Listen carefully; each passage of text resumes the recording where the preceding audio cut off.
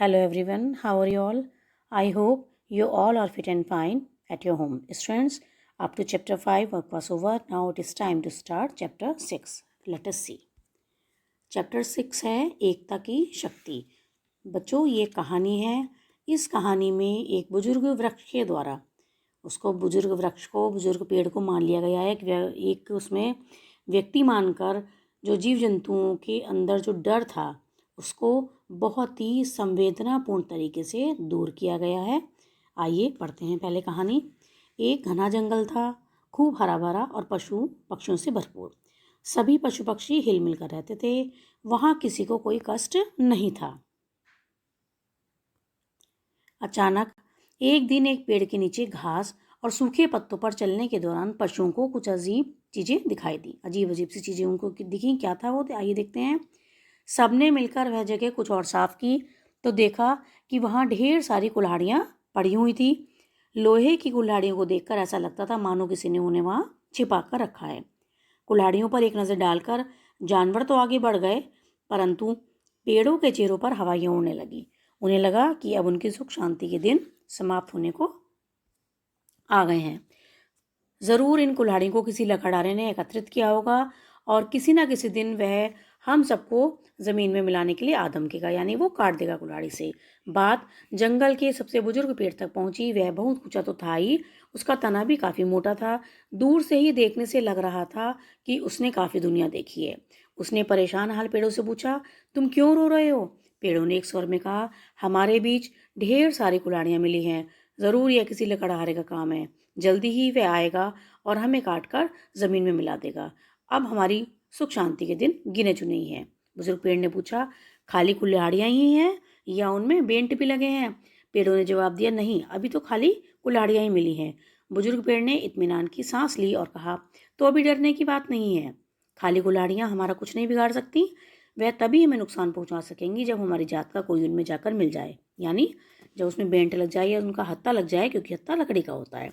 जब तक हमारे बीच से कोई भेदी उनके साथ सहयोग नहीं करेगा तब तक खाली कुल्हाड़ियों का हम पर कोई असर नहीं होने वाला है। पेड़ों ने एक स्वर से कहा, हम हमेशा से एक रहे हैं, आज भी हैं और आगे भी रहेंगे। हम अपनी एकता नहीं टूटने देंगे। देखते हैं कि कैसे ये कुल्हाड़ियाँ हमें नुकसान पहुँचाती हैं। बुजुर्ग पेड़ ने भी स्वर में स्वर मिलाया, हाँ, तुम सिर्फ अपनी एकता का ध्यान रखो। कोई कितना भी बहकाए, एक दूसरे की आलोचना करे, परंतु तुम उसकी बातों में ना आना और किसी भी तरह से अपनी एकता भंग न होने देना। अब तक सैकड़ों सालों से तुम जो चैन की सांस लेते रहे हो, तुम्हारे जंगल हरे भरे हैं और उनके बीच तमाम पशु पक्षी बसेरा पाते हैं, वह सिर्फ इसी कारण है कि तुमने अपनी एकता बनाए रखी है और इस तरह अपना अस्तित्व भी बचाए हुए हो। अरसे बाद सभी पेड़ों के चेहरों पर मुस्कान दौड़ गई। उन्होंने बुजुर्ग पेड़ को सही राह दिखाने के लिए धन्यवाद दिया और तय किया कि वे अपने बीच की एकता को किसी भी कीमत पर टूटने नहीं देंगे। बच्चों, हमारा समाज भी इन्हीं हरे भरे पेड़ों की तरह है। इसमें भले ही कुछ कमजोरियां हों, परंतु एकता के बल पर ही हम उन पर विजय पाने में कामयाब होंगे। ऐसे में तुम्हें भी हमेशा समाज के विभिन्न वर्गों के प्रति आदर और सम्मान रखना चाहिए। समाज में सभी की उपयोगिता है। इन सभी की एकता से ही न केवल समाज आगे बढ़ेगा बल्कि उसकी बुराइयां भी दूर हो सकेंगी। तो बच्चों, आपने ये कहानी पढ़ी, इससे हमें क्या शिक्षा मिलती है? कि एकता सबसे बड़ी शक्ति है। आइए अब देखते हैं इसकी एक्सरसाइज। सबसे पहले शब्द अर्थ। एकत्रित, इकट्ठा, बुजुर्ग, बूढ़ा, बेंट, हत्ता, इत्मीनान, निश्चिंता, भेदी, फूट डालने वाला, भंग, तोड़ना, बसेरा, रहने की जगह, अस्तित्व, मौजूदगी। अब देखेंगे क्वेश्चन आंसर।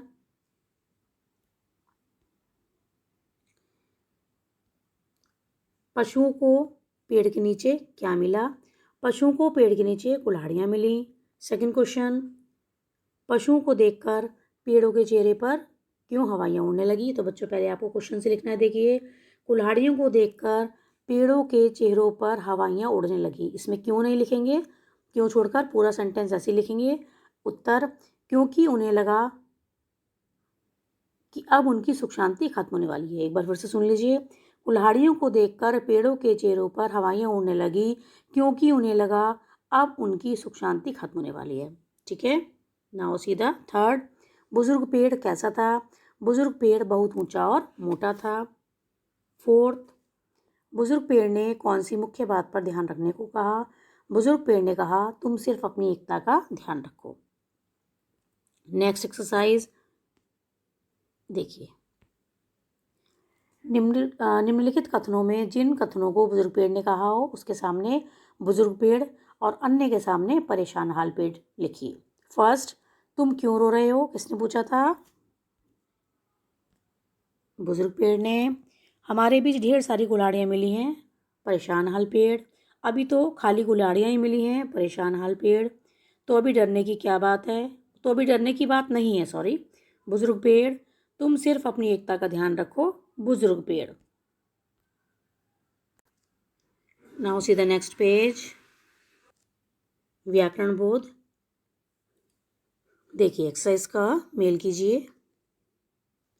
सूखे पत्ते, बुजुर्ग पेड़, घना जंगल, सही रहा। बच्चों आपको मैचिंग के साथ साथ नंबर भी लिखने हैं। देखिए 4 3 2 1, ये इसके नंबर भी आपको लिखने हैं, ठीक है।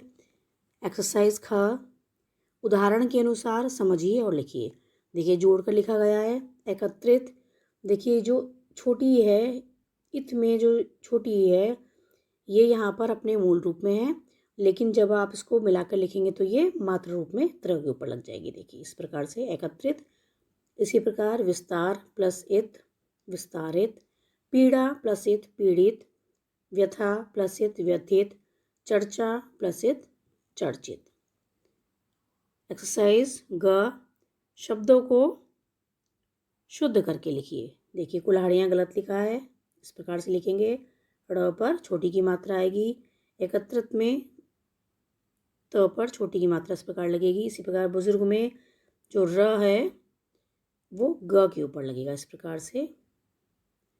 और बुराइयां में भी यहाँ पर छोटी की मात्रा और यहाँ पर चंद्र बिंदु इस प्रकार से लगेगा, ठीक है बच्चों। Now see the next one, सोच विचार। मौखिक उत्तर दीजिए। आइए देखिए, पेड़ हमें क्या क्या प्रदान करते हैं? ऑक्सीजन, फल फूल, मसाले, दालें, लकड़ी और अनाज आदि। बरगद के पेड़ की आयु लगभग कितनी होती है? 150 वर्ष। कश्मीर का कौन सा फल प्रसिद्ध है? सेब। पेड़ काटने से क्या हानियाँ होती हैं? हमें शुद्ध वायु नहीं मिलती, गर्मी बढ़ती है और वर्षा कम होती है। नेक्स्ट पेज, रचनात्मक गतिविधियाँ। कुछ अलग करें। वृक्ष हमारे जीवन के लिए आवश्यक हैं। वृक्षों से होने वाले लाभ के बारे में कुछ वाक्य लिखिए। तो बच्चों ये वाला वर्क आपको होमवर्क में करना है। इसमें आप आसपास जो आपको वृक्ष दिखाई दे रहे हैं उनसे हमें क्या क्या मिल रहा है, या इसके अलावा भी यदि आप जो भी सेंटेंस लिखना चाहें ये आपको होमवर्क में करना है। नेक्स्ट पेज पर खेल खेल में नीचे दिए गए पेड़ों को पहचानिए और इनके नाम लिखिए। तो देखिए बच्चों, सबसे पहले कौन सा पेड़ दिया गया है? बरगद का, उसके बाद आम, फिर नारियल और ये केले का पेड़, ठीक है। लास्ट एक्सरसाइज, अपने माता पिता के सहयोग से गमले या बगीचे में एक पौधा लगाइए और उसको मनपसंद कोई नाम दीजिए। तो बच्चों इसमें आपको, अगर आपके पास, आपके घर में ज़्यादा जगह है तो आप एक पेड़ धरती पर लगाएंगे, ज़मीन में लगाएंगे, और यदि नहीं है तो आपको गमले में लगाएं, ठीक है बच्चों। तो ये चैप्टर 6 आपका पूरा हो गया है। उम्मीद है आपको समझ में आया होगा। फिर मिलते हैं नेक्स्ट वीडियो में। Till then take care, thank you.